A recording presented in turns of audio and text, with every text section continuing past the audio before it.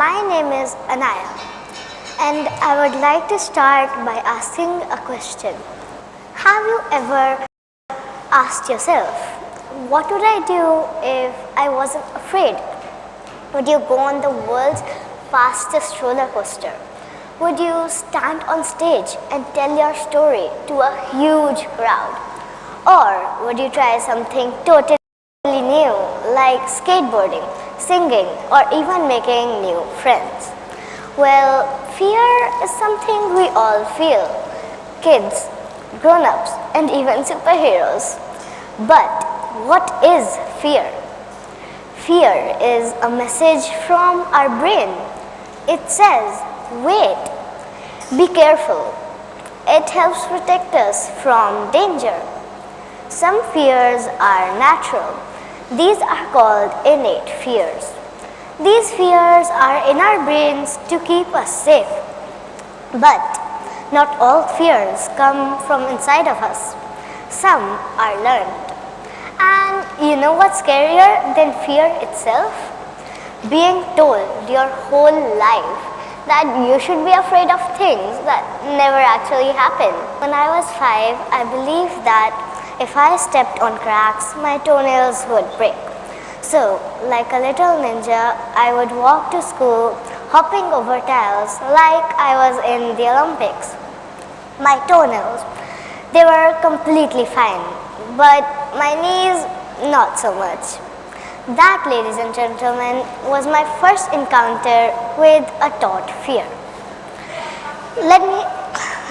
Fear is installed like software program. Let me give you an example. Babies don't fear falling. They try walking 1,000,000 times without even caring about who's watching them. Then we grow up and hear, don't touch that, you'll get burned. Don't talk to strangers. Don't ask questions in class, they'll think you're stupid. And boom, we start building a museum of fears inside our heads, curated lovingly by our families, parents, teachers, and even society. I mean, if fear had a user manual, it would start with step 1, install via adults. Step 2, update regularly through bad experiences and overthinking.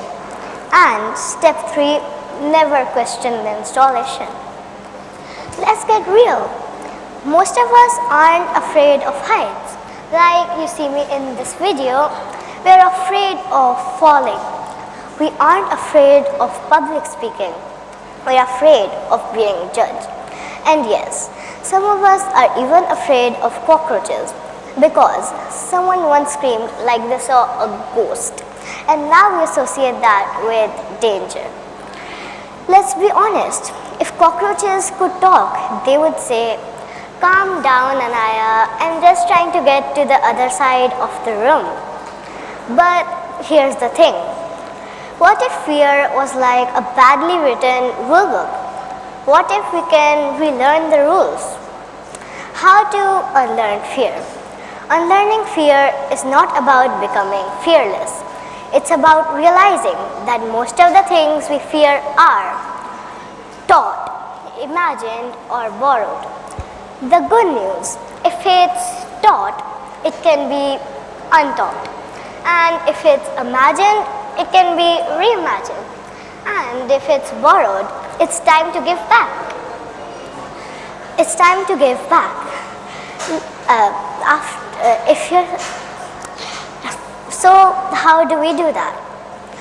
First, question it. Is this fear based on facts or an outdated story? Like, if I fail, I will disappoint everyone. Really? Are they living your life or are you? Then, test it. Try the thing. Laugh at it.